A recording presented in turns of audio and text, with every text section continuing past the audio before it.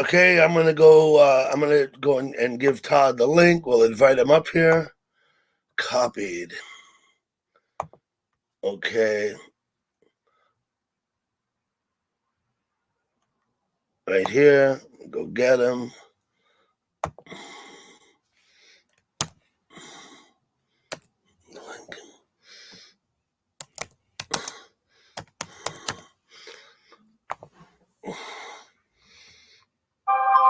Okay, so that's good. It's probably all set. Okay, I sent you the link, Todd.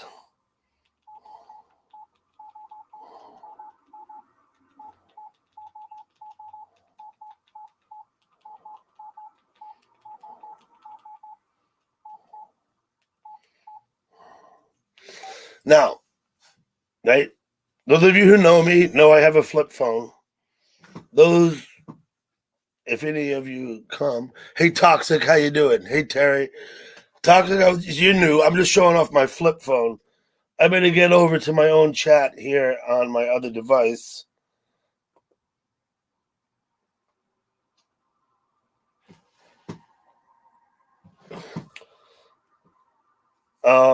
I see you over there too, Toxic, but I'm gonna come here. Wait, let me Oh, and here's Todd. Hey Todd, how you doing? Great. Great to be here. Dude, I like your backdrop. Thank you very much.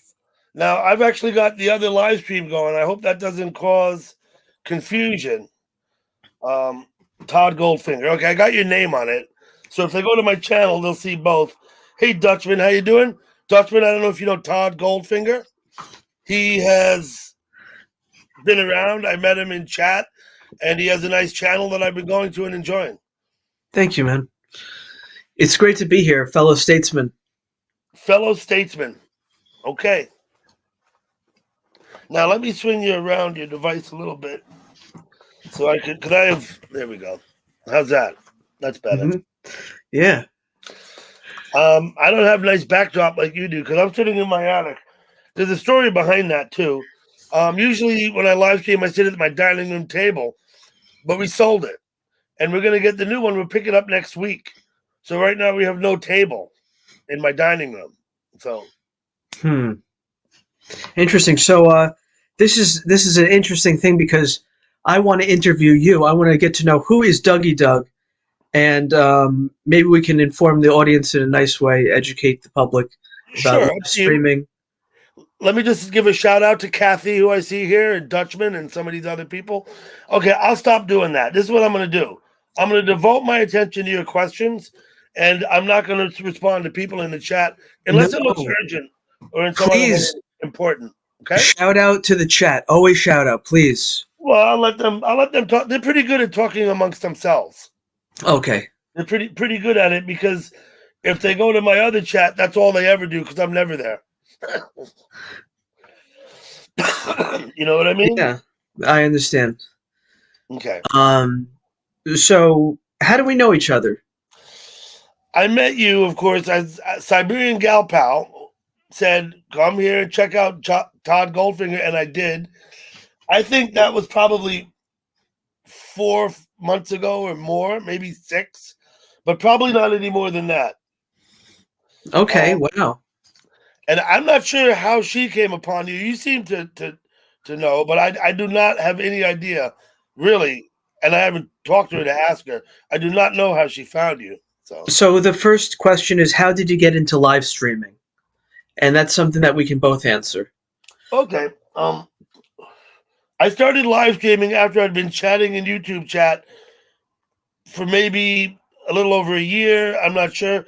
I could go back on my channel and see when my first live stream was, I think. But I don't know if I'll come up with an actual date because I'm going to do that right now. I got to scroll down. You know how it is. Because at the time, I wasn't putting dates on the titles of the live streams. Lately, I do that. Lately, I title everything with a date. My daily live stream, I just put the day of the week up. But when I have panels, their title is the date that they were. That is the title of the panels I hold. You know what I mean? Yes. And What kind of things do you talk about? It's varied. As long as I've been live streaming, the content and the participants and everything has changed. I'm scrolling back now, trying to find my oldest actual live stream, and I can maybe, if I'm slick, I can actually post it in here. If anyone wants to, for reference sake, go and see it. When I first started, there were people that would come to my panels that don't come anymore and haven't come in over a year. There's new people. It changes. Things change. One thing I can guarantee you is things will change. Sometimes for the better. Well, yes. Sometimes for the better, sometimes not. But hold on, I'm trying to find. Let me go. I'm trying to grab the link to my oldest live stream. Here it is. I found it. It's titled Dougie. Mm-hmm. And I'm going to grab the link. And I'll bring it back over here. Can we talk about the band? Yes. And rock and roll. Sure. Okay, I've posted the link to my very first live stream. Now, it says a year ago, but I guarantee it was much closer to 2 years ago. Because as you know, when they list them on your channel, after the first year, everything in the second year they say is a year old. So, we're in the same boat. Yep. Now, the band, you mean that I'm going to go live stream next week? Yeah. Okay, I've known Jerry for a long time. I first saw him in 1989 in Jackson, Wyoming. His band at the time was Little Women, and you could look them up, and they'll be there. They later he formed another band. Some of the same guys come and go. A band called the Jack Mormons, which is the name of the band now, is the Jack Mormons. I kind of liked the name Little Women. I really did. But they change it. It's up to him. So, he's played with a lot of people. He's been on stage with Widespread. He plays with Warren Haynes. He used to play with Zero, that San Francisco band that Donna Gottschall used to sing with. Right? He's played with a lot of people. I've seen him play with Patterson Hood, and I've seen him on stage with the Drive-By Truckers. Interesting thing about Widespread Panic. The first time I saw them, they were opening for Little Women in 1990 in Jackson, Wyoming. Widespread Panic was the opening act for Jerry's band. That's pretty awesome. Which I always thought was interesting. Hello, Chels. Hello, Breeze. Now, I went down to North Carolina and caught a few shows. Before that, I was out in Montana for some shows, and I've started as a function of my live streaming. I've thought it would be a fun thing to do. It's not so much like it's. What I really want is to introduce people to the band. That's what I'm trying to do. Mm-hmm. So the people who otherwise would never have heard of them, and I've got mixed response. Some people seem to love them, and some people are like, these guys, whatever. But either way, I can't. All I can do is give you the opportunity to see them. I have a solo show he did in Manhattan too posted on my channel. Once again, going through my channel can be tedious. I've learned that. But if you want to find something, they're there. You know what I mean? Cool. How many live streams do you have posted on your channel? Oh, I have over 300 videos on my YouTube. Videos or live streams? Live streams, probably over 100. Over 100, yeah. I think I've got closer to 6, I think, now. So that's like a lot. And I always post everything. I don't edit shit. I'm not worried. I just post it as it is, and I don't not post ones. I post everything, whatever happened. The dynamic of my chat has changed a lot. Lately, I've been going back and looking through some of the old ones, see a lot of the old people who had been up on my panel a year and a half ago that I had forgotten were ever there. You know what I mean? And I read in the chat box. and I see that the chatters have all changed. There's a lot of people that used to come that don't seem to come anymore, and there's other different people there now. It's interesting. It's like it has a life of its own. And then eventually, the first thing I did was post videos. Before I ever live streamed, I was posting videos in my garden of some of my stuff, some flowers, some figs, I don't know. And then I posted a few more other videos, some food. I think I posted, I don't know, something I cooked maybe. And people in chat in particular, I was inspired by a couple of people in chat to do live streams. One of the very first live streams I ever went to was my buddy EQ, Rocky Goldman. I don't know if you know him. Don't know. And I went with somebody who took me there. And I don't know if you know Queen T Royal, but she was up on his panel. And now this is the first time I'm really introduced to people being on a panel. And she was being verbose and speaking her opinion. And I was like, oh my God. Okay. Before that, I had been to a couple of other live streams that weren't panels. And I'll single out two people specifically. Richard, who chats at Teeny. He might have been the very first I ever went to live stream. And he was just lounging about in his shorts on his bed, smoking cigarettes, drinking beer, and talking to us. I've been in YouTube chat for several months by now, but I hadn't realized what this live stream thing was. I'd seen people talk about it. After that, I was friends with Scott. I think his name was Scott A at the time. I think he dropped the A. I don't know. And he had a live stream, and he was filming, I think, horses in a pasture. And he sat there for 20 minutes, never saw him. Unlike Richard was in front of the camera. Scott was behind it talking and filming these horses for about 20 minutes. I think he was leaning on a split rail fence. Because I think I remember the split rail fence. And then I went to this Rocky Goldman's live stream and I experienced the panel. There was a couple of other people on the panel, but I specifically remember Queen T. How can you forget her? And I thought it was great. I'm like, so these people know each other from chat and congregate on the live stream. Okay. So those were my inspirational thing.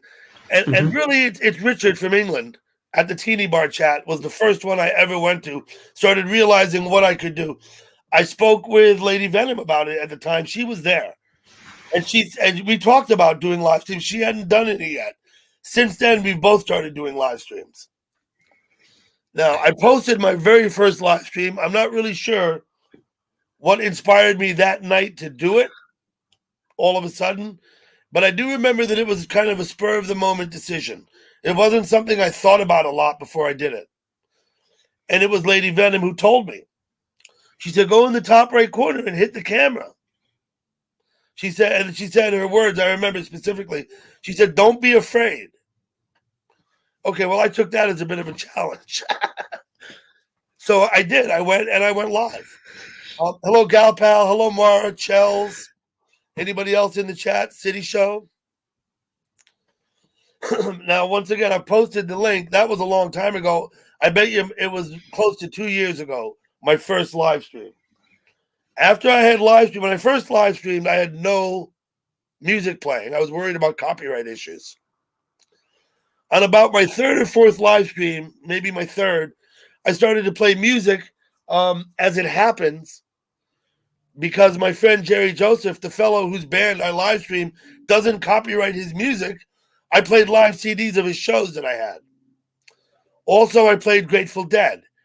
Notoriously, they do not copyright their music.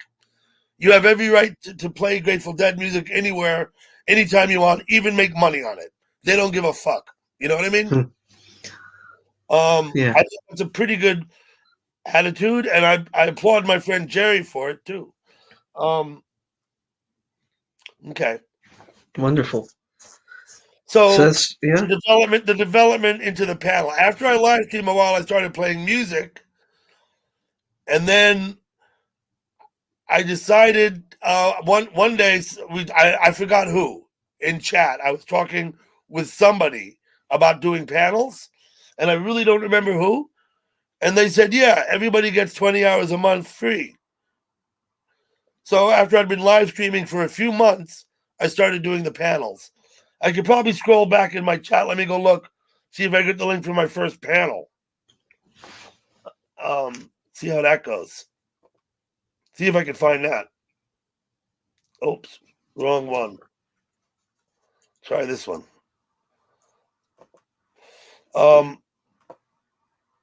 It's going to take me a minute or more because I got to scroll down. Sure. Should I ask you the next I'm question? not very computer literate, Todd. Sometimes I hit the arrow and the thing moves by itself, but most often than not, it doesn't. I'm not sure why. Sometimes I can do it and sometimes I can't with the down arrow on the bottom right corner of the keypad. But obviously, I'm not very computer literate, and I was showing the people earlier my phone. See my phone? Mm-hmm. When I was texting you earlier, I was all bop, bop, bop, bop, bop, bop, bop. Wow. These buttons, you know Wow. what you have to do, right? Yeah. So I do have a smartphone, but I don't use it as a phone. I use it like I would use a tablet. Right now, I have a live stream set up on my porch on my tablet. I would use my smartphone in the same way. When I live stream the band, I do that on my phone. And I have a gimbal. I put the phone on. One thing I don't do on my phone, it has a different phone number, is make phone calls and text messages. I don't do that. Those things I do on this phone, my personal cell phone, as it were. Let me keep scrolling down here. The more I don't look at it, the more I don't scroll. Because let me see, when the hell was this? I've had well over 100 different people up on my panel now, including family members and various people from chat. Okay, so where's my first panel? It might be this one. I got to check and see. Mm-hmm. Keep asking questions. You're the guy making the interview. Okay, so basically, what is it about? Has it opened up opportunities for you to live stream? Yes. I credit like things like the parade I did the other day, right? Basically, I'm impressed with what Roy and Cleo and some other Fernando in the city. And there's a lot of people who do the walk around with the gimbal on the phone live streaming. And I just named 3, but I could probably name dozens more.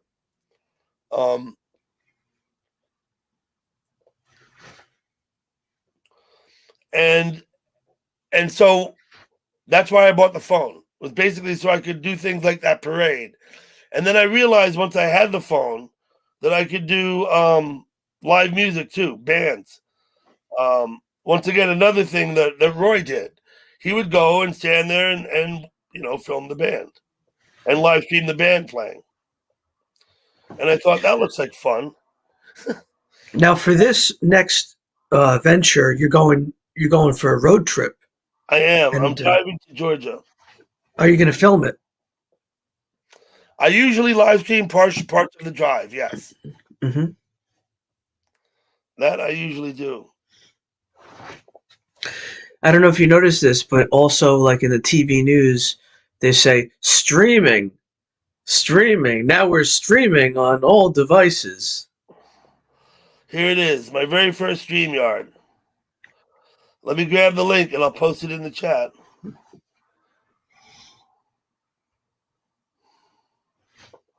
This will be my first panel I ever held. And it's dated, like it is, like the rest of them are.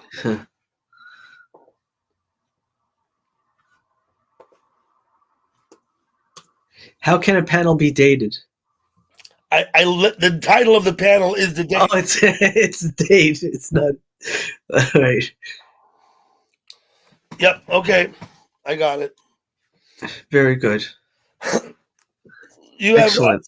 so basically, I had no preset idea. And the other thing is this, and I'm going to make this point because I feel a little bit strongly about it. I never attempted it. It never occurred to me in my head that I had to create something fun to watch. I'm not an entertainer, right? And so, even and in my very first live stream, I had no agenda, had nothing specific to talk about, and not trying to push anything. I'm not trying to, some people show a lot of their stuff off in their live stream. I've done a little of that. One thing that YouTube has done for me is I met a lot of people. I've purchased artwork from several people I met on YouTube, including Brian Parentow, Wheaton Shaw, Songbits Laura sent me some stuff. SW, I have some of her pottery. Sinsit, I've got stuff from. Sean Art, primarily my buddy Sean. And so I've featured some of their artwork on my panels, but not my own. Right? You know what I mean? Mm. And in fact, I have their artwork hanging around in my house. If you look through my chat, scroll down on my page, you'll find some of it.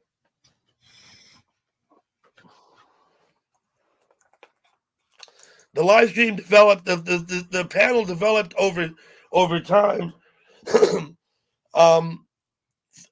organically. That is to say, I never tried to push anything one way or the other, and also, I don't try and create scenarios for the interest of the audience. Mm. I just don't. Like staging things. Yeah. Or everyone talks about, content get fucked. The best content is a person being themselves and talking. I run live That's stream right. hours a day looking at my backyard at a red ball.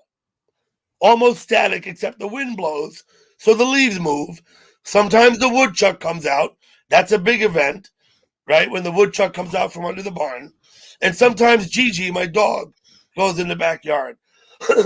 But people will sit in there and talk all day. They're less worried about what it is that's on the screen than about socializing with each other, which is what I try and provide on my porch live stream 5 days a week, is a place for people to talk. As most people know, my rule is don't fight with each other. Don't talk negatively about people who are not there. Don't do it. I've banned people for that. I've had to demod people because they post videos that are derogatory of other shatters. So I can't have my mods doing that, so I demod them. But generally, my rule is this, Todd. I mod everybody. Well, 98% of everybody is a standard mod. I have a handful of managing mods, like 5, who are there to, if need be, time people out. If need be, very seldom happens, but it does happen from time to time. Otherwise, everyone else is modded because it gives them the ability to look at each other's channels. And it also protects them from vindictive people zapping them for no reason. If they're modded, they can't get booted by anybody but me. Of course, the managing mods can still time them out. That's only 5 minutes, though. If anyone gets upset about a 5-minute timeout, they need to get a fucking life. You know what I mean? This is very educational. It's educational. This is good. Educational. Well, I'm just, everybody approaches it differently. Some people don't mod anybody. But what I've noticed is lately, since I did the mod everybody thing, I notice more and more people doing it. I think because they find that it works better for them. That way you don't leave people vulnerable. You know what I mean? Yeah. Because what happens a lot is people will bring personal shit from other chats over and then try and take it out on people in my place. And I don't want that happening. So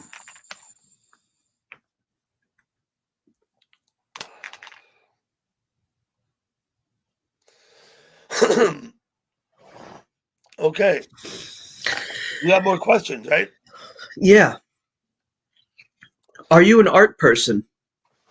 Am I an artist? Not very. My you know, um I have very good concepts, but I'm not very detail oriented. Like I'm a framing carpenter, not a finish carpenter, if you know what I mean.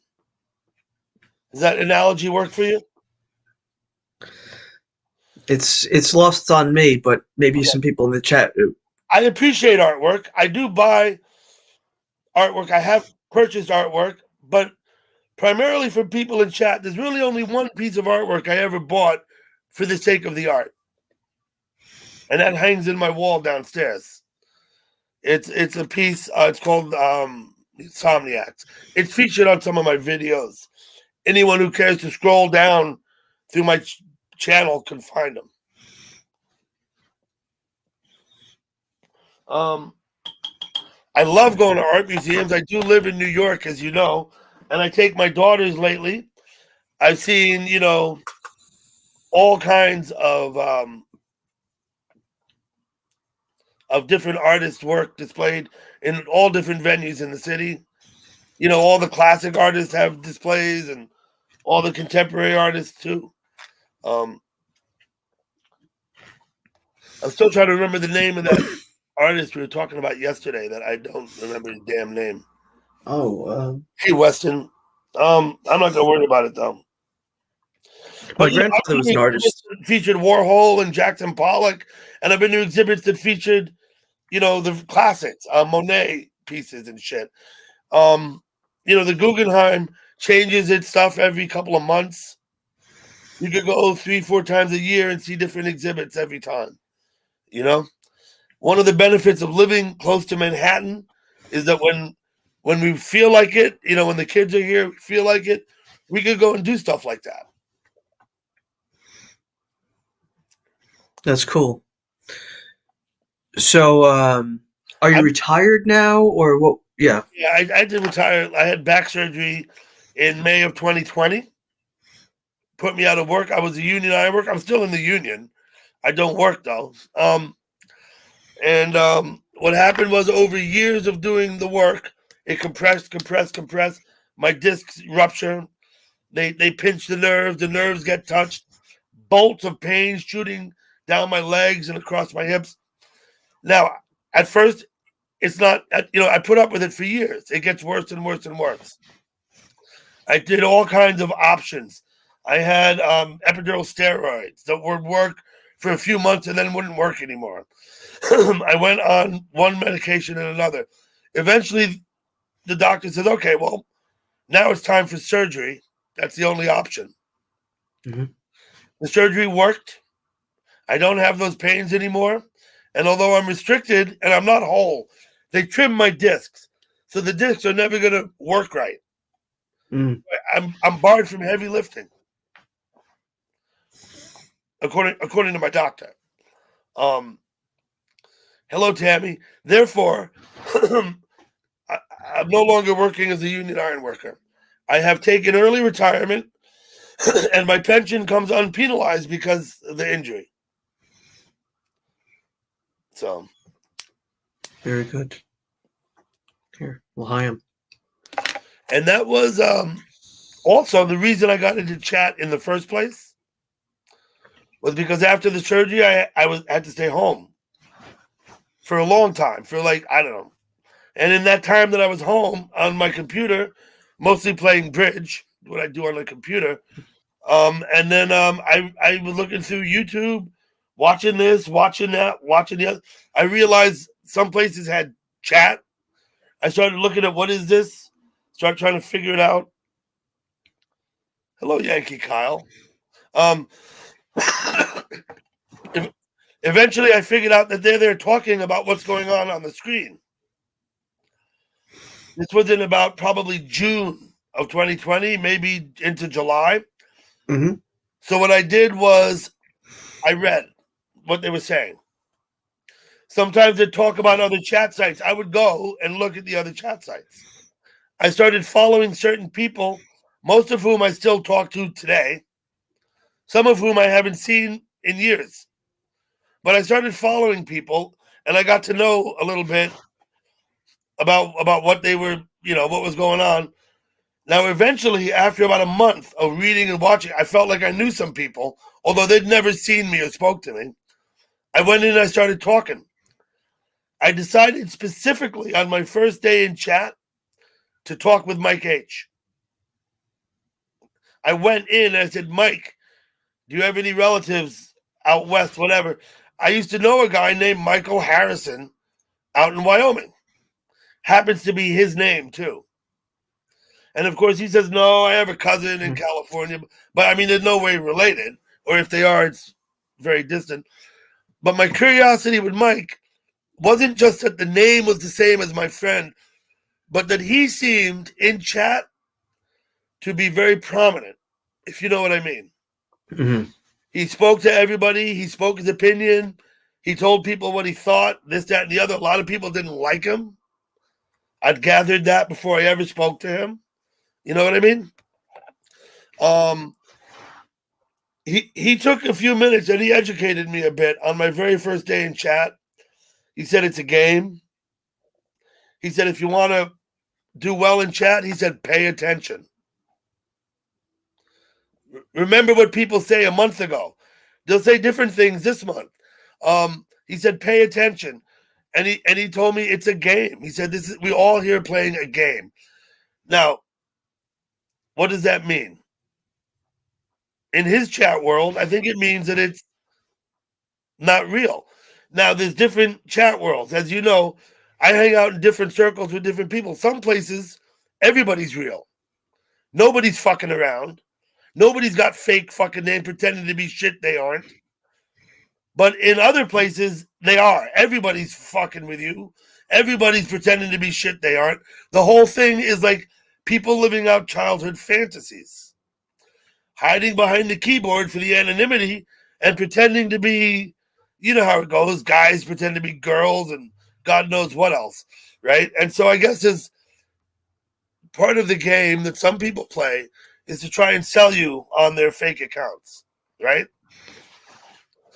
Now, the first site I ever chatted in was Robbie's Marina down in the Keys. It's not Key West. It's purple. It's what's the Spanish word for yellow? Amarillo. It's what is it? It's I forgot the name, but it's Robbie's. It's there. Mm-hmm. And a lot of the first people I spoke with were people that I'd been reading there for a month. I'd been reading what they were saying. And so I actually felt pretty comfortable. Robbie's shut down.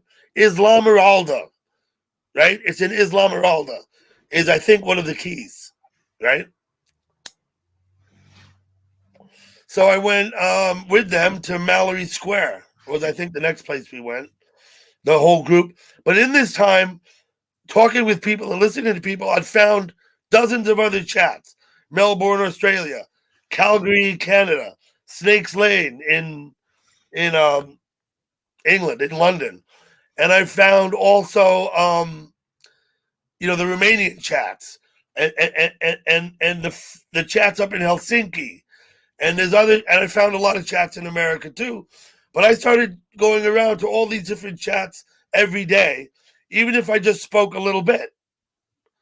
I'd see someone I knew and I'd say, hey, and then just so that, I wanted to get to know.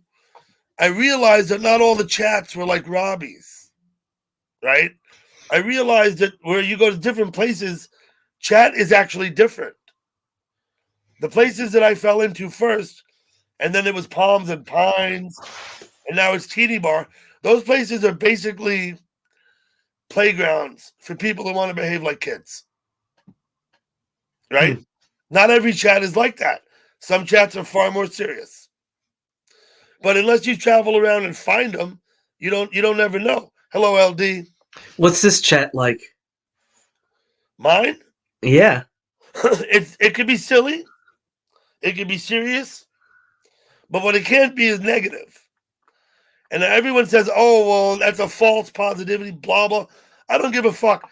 There's 60,000 chat sites you could go be negative in. You don't have to come to my chat to be negative. And if you don't like it, don't come. That's basically what it is. I'm not reading much in the chat, but anyone who's out there that wants to promote. Another thing I do on my channel, I allow anybody to post anybody else's link that they want. Also, to post songs and other things for entertainment purposes. But what you can't do, and like I said, I did have to demod somebody, you can't post negative videos about other chatters, right?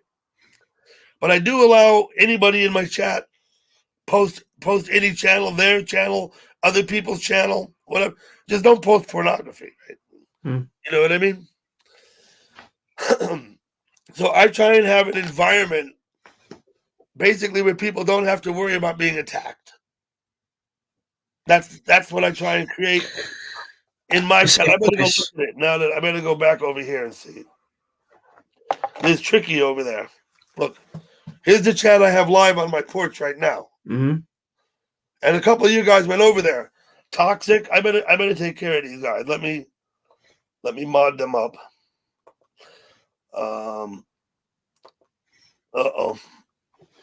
Standard mod for Toxic. We got Italian Peanut over there too.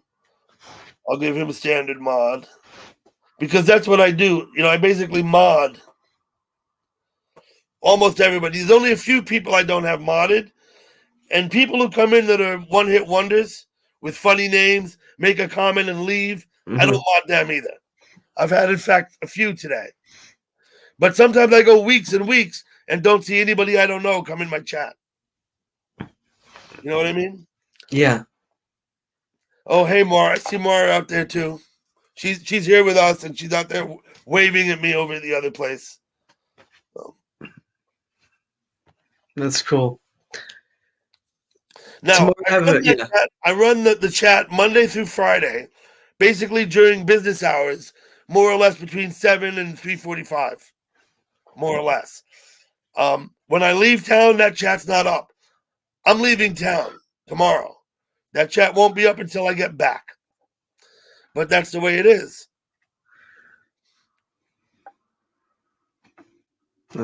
And you'll be gone for a week? Or the shows are the 2nd, 3rd, and 4th in Georgia. 2nd, 3rd. So theoretically, I'll be home by the 6th. Okay, cool. And that'll be about a week.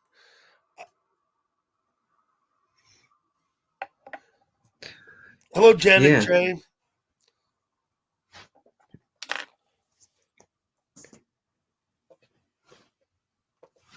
And about maybe 3 months ago, I didn't even know. You know what it was? I didn't even know what IRL was until a friend told me that somebody was looking for a personal assistant down in West Palm Beach.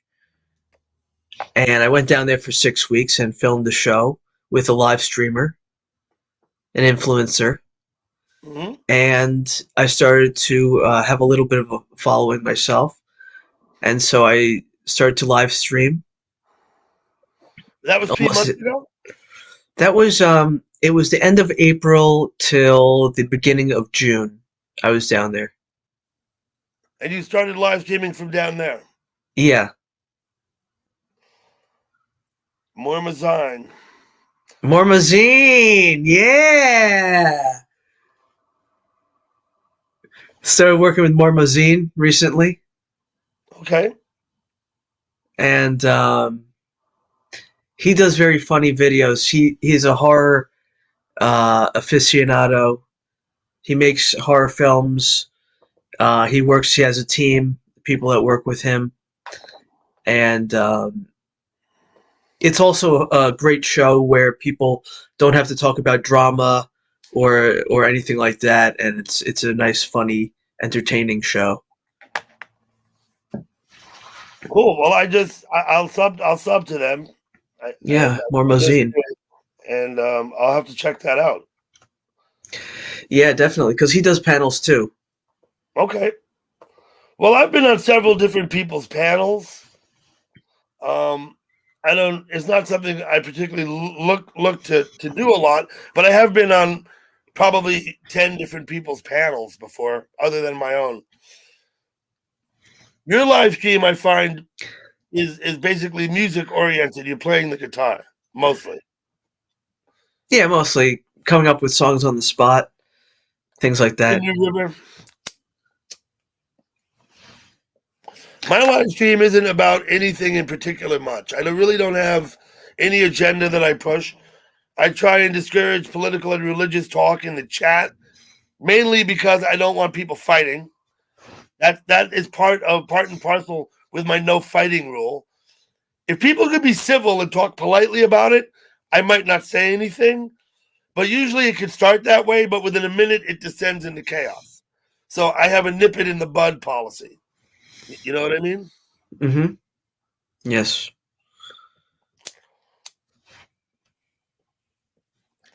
Cheers. Okay. You got another question? Have I answered your question satisfactorily? Satisfactorily, yes. Yes, indeed. Where did you grow up? When I was born, we lived on 103rd, 104th and Riverside. We moved out of there by the time I was 2. So I do not remember living in the city. I was too young. We moved up here to the county, and I grew up in Nyack. I went to Nyack public schools, and yeah, that's where I'm at. I'm in Nyack now. I did move out west for about 20 years. I lived out in Jackson, Wyoming. Jackson is fucking beautiful. Maybe I'll go back sometime. I'm not sure, but That's cool. it was great living out there. In a good year in Jackson, they'll have 30 feet of snow. In a very good year, they'll have 40 feet. You know what I'm saying? Hmm. So that's the way it is. I took up snowboarding. I've been skiing my whole life. I moved west. I got on a snowboard. I snowboarded until I was too old and broken to do it anymore. You know what I mean? Yeah. Well, Yeah. And what is your life philosophy? my life philosophy. Exercise common sense, I would have to say. Right? Exercise, defer, not only exercise, but defer to common sense. And what is common sense? I guess it's subjective.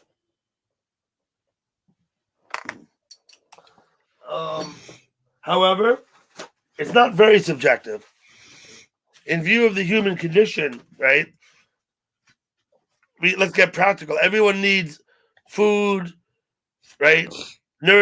Food, shelter, and companionship, right? So basically, that exercising common sense. I'll give you an example, if I may. Okay, I'm a deist. I don't know if you know what a deist is, but it's a philosophy of how you look at things, right? Mm-hmm.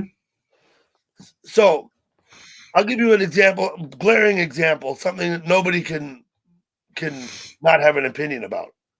Okay, common sense tells me this: virgins can't give birth. They can't. That's common sense. If my 13-year-old daughter came down to breakfast and said, "Guess what? I've never been with a man, but I'm going to have a baby," because, right, to me, that defies common sense completely, out the window. No one, so I don't accept as real, as reality, things that defy common sense. That was a pretty flagrant example, but I'd say generally, always defer to common sense. Don't buy into things that don't make any sense. Like, for example. For example. I gave you one example. Some things that don't make any sense. Deals that are too good to be true. Someone says, "Here, let me sell you this car for $5." Right? Common sense would say, "Don't buy that car." I mean, that's an example. There's more practical examples, but they don't jump to mind. Give me a scenario. I'll respond. Okay, so like, for example, what about having let's see, antiques. I do have antiques. Not always for their resale value. Some I have for sentimental. Others because I collect. I collect coins. In fact, I'm up here in my attic. My coins are right here 5 feet away from me.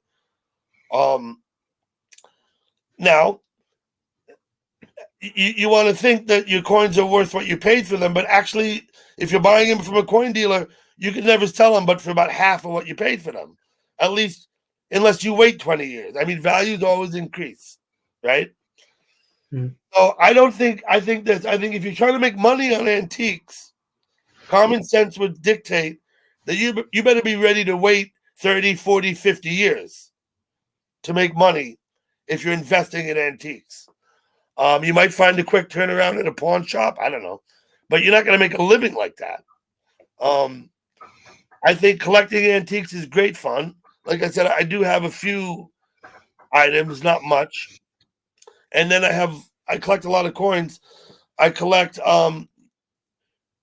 United States, regular issue coins. I don't collect commemoratives and coins that were made specially for collectors, right? Don't get those. What they call business strikes in the industry. A business strike is a coin that was made for circulation, right? Those are the ones I collect. I have a large variety of American coins dating all the way back to, 1792.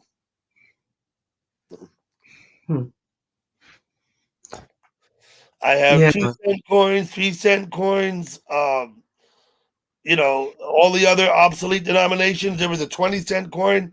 I have a couple of those, They used to make 3-cent silvers. And in the beginning, they didn't have nickels. They had half times, which were silver also. I have some half times. So I see the value in them, not so much because I want to sell them and make money. I collect them because it's cool for me to own them. I feel like, hey, this is cool. When I pass, I guess my kids will get them and do what they will. If they don't feel like I feel that it's cool, they'll sell them, I guess, right? I started getting interested in collecting coins at a very early age in elementary school. Something to do with a class. Everyone was bringing your hobbies, and it wasn't ever considered me a hobby, but my mother had bought me some of the little blue folders and I'd been putting coins in them. So ever since then, I've actually had an interest, inspired by, I think, a 2nd or 3rd grade elementary school teacher's idea of what to do in class. You know what I mean? Yeah.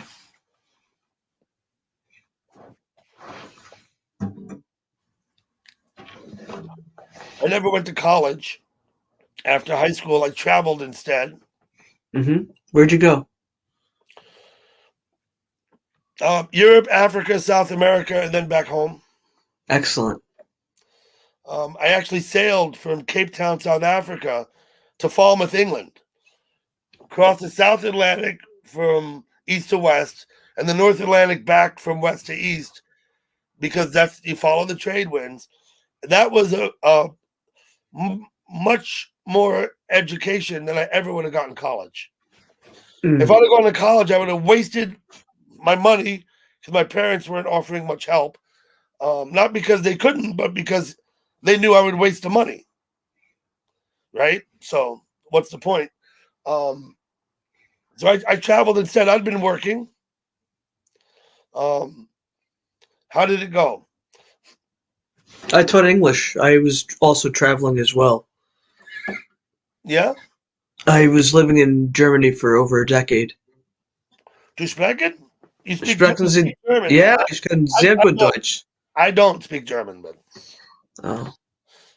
too bad. I've been in Germany. I went to Berlin when the wall was still up. We drove across from Frankfurt. Me and my cousin in 1985. It might have been 80. It was 85, I think. And the wall was still up. It was a few years before the wall came down. So we drove down the Autobahn, through Eastern Germany. Mm-hmm. And we had a good look at all of the cars, those 2-stroke pull start motors and shit. Mm-hmm. I actually gave a pair of girls I gave a pair of sunglasses to a girl at a rest area simply because she liked them. An East German girl was eating with her parents, and we stopped because it's a rest area on the Autobahn. We stopped, and she liked my glasses, so I just took them off and gave them to her. Hmm. I think I was 19 at the time. I might have been 20. I was born in August of 65. I was probably approaching my 20th birthday. Maybe I was already 20 by then.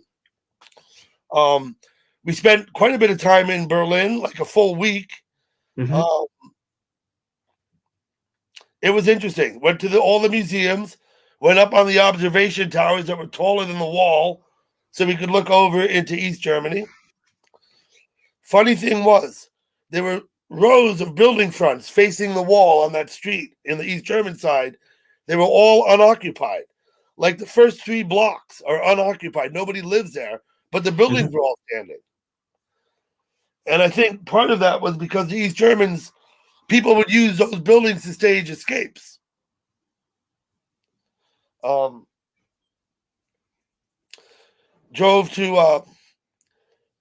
to Oktoberfest in Munich, drove up to Baden-Baden, went to Lake Constance up on the border with Switzerland.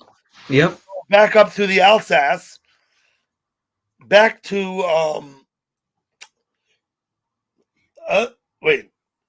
Rotterdam is where we took the ferry back to England, to Ramsgate from Rotterdam.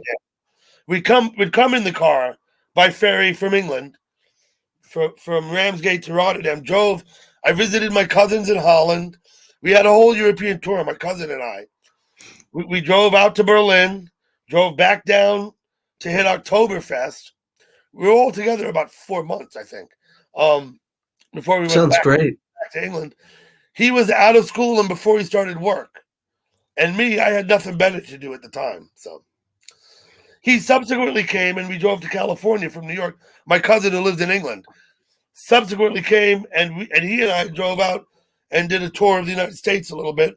Of course, I was hitting Grateful Dead shows on the way. So I timed our drive to coincide with the tour. That's great. So we made about 9 shows altogether, maybe 9 or 10 shows while we were driving out across the country.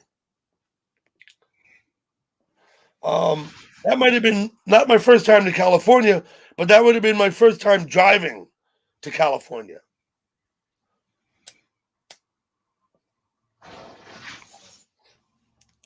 Interesting Things stories. you do when you're young, you never have the opportunity to do again. I might have been 21 or 22 on that trip when we drove across the states when my cousin came here. I could you should take opportunities when you have them. I would love to go back and sail some more. I sailed for 10 months from, like I said, from Cape Town to England. You get out in the middle of the ocean, there's nothing, right? It's nothing. You might as well be in the desert, right? Seriously. And you get a sense of your actual significance. You know what I mean? Like how unimportant you really are. Kind of weird. Kind of weird. But what was really, really awe-inspiring was actually swimming off the boat out in the middle of the ocean. We had a rope, we'd drag behind the back, we'd jump off the front. You'd do some whatever you're swimming, but you got to catch that rope because you don't get back on the boat if you don't catch the rope. What it means is they'd have to stop, turn on, it could be hours before they come get you. It was a 50-foot catamaran, a Prout. The owner of it was an Englishman who had built it himself. He was a boat builder by trade. And he had sailed from England through the Panama Canal to Australia to Cape Town. I met him in Cape Town. I was down at the marina. I was literally hitchhiking, looking for a ride back to the States on a boat. And this guy said, "Oh, yeah, sure, we'll be going through there." I stayed with him all the way to England. I didn't get off at the U.S. Virgins. When we made about 17 ports of call. You know, with Bequia, Barbados, St. Lucia, Saint Martin, Martinique, Antigua, the U.S. Virgins, St. Thomas, British Virgins, went to Bermuda, and went to the Azores, right, and then to England. It was fun. Took about 10 months. We weathered 2 hurricanes on that trip. That'll wake you up.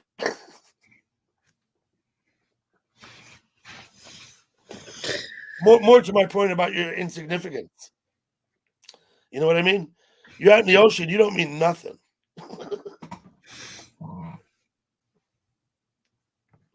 So, any words of advice to live streamers out there, people that don't try and create content. Just be yourself. Now, that works for me. I understand that doesn't work for everybody, and it might not work for everybody.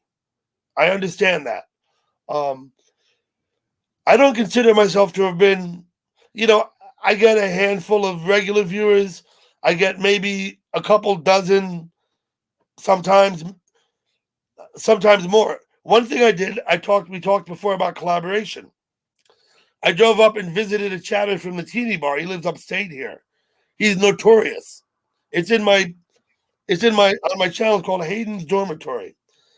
At one point, we had 98 viewers there. Wow. Okay, which is the most viewers I've ever had at one time on one of my shows. And I told you I've collaborated in that way with other people. Every time I collaborate with someone, the viewers go up. I'm with you now. We had more viewers before. I see now we have 22. I think we were up to like 28 earlier. Oh, that's great. But this is the other thing I would point out. Advice. Don't care about how many viewers you have. Don't care about how many likes you get. If you're worried about that, it will corrupt your show. Right? Right? People kill themselves trying to take selfies up in precarious places. Why? Oh. They want content. Okay. So I'm going to stand on the edge of this cliff and put my camera up here on a stick. Well, guess what? Next thing you fall off the cliff, right? So don't try and force anything, right? Don't care if people come. Don't care if people like it or don't like it. Don't let any of that have any influence or effect on you being. Well, my policy is I'm trying to be myself, So. Yeah, man. So I wish you a great trip, a great excursion. The 2nd, 3rd, and 4th, I'll be live streaming in the evenings, probably around 8 or 9 o'clock, the shows. Those may be the next live streams that I do, except if I'm driving and I put the thing up in my window. If you go through my channel, you see a lot of them, I'm on there driving. I have the tablet mounted in my window, and I'm driving the car. I do some of that, so. Hey, Tor.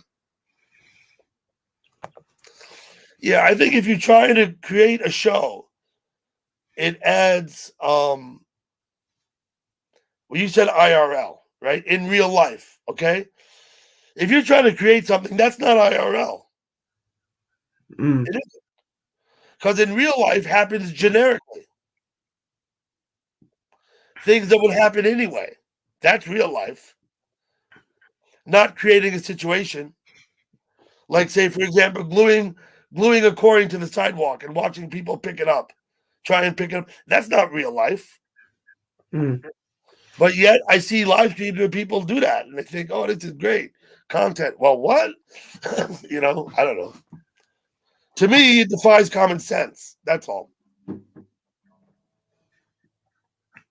Common sense says, to me, be yourself. Don't try and force anything. Hello, Chels.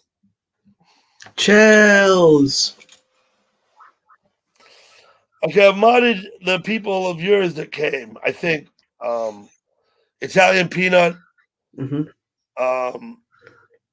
Toxic, and there was another guy that came.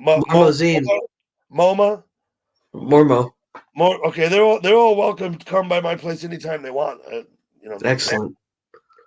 Okay. Thanks. Should I play you out with the song? Yeah, go ahead.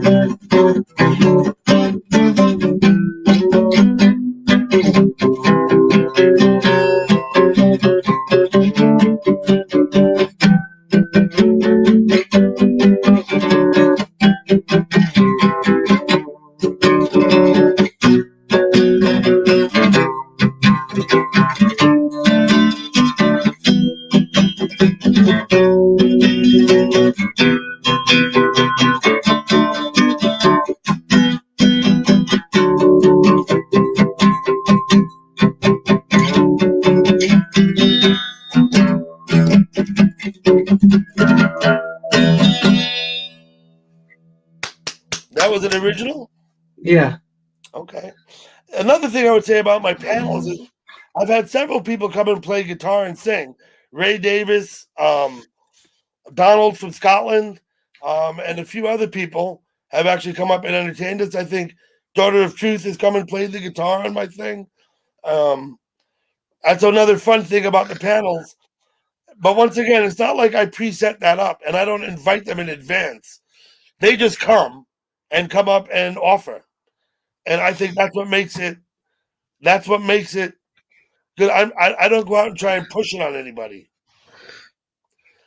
And okay. Understood. Are we good here? I've got to go. I've got things I need to be doing. God bless you. Thank you so much for your time. Absolutely. Come by anytime. I'll make a point of coming by your place too.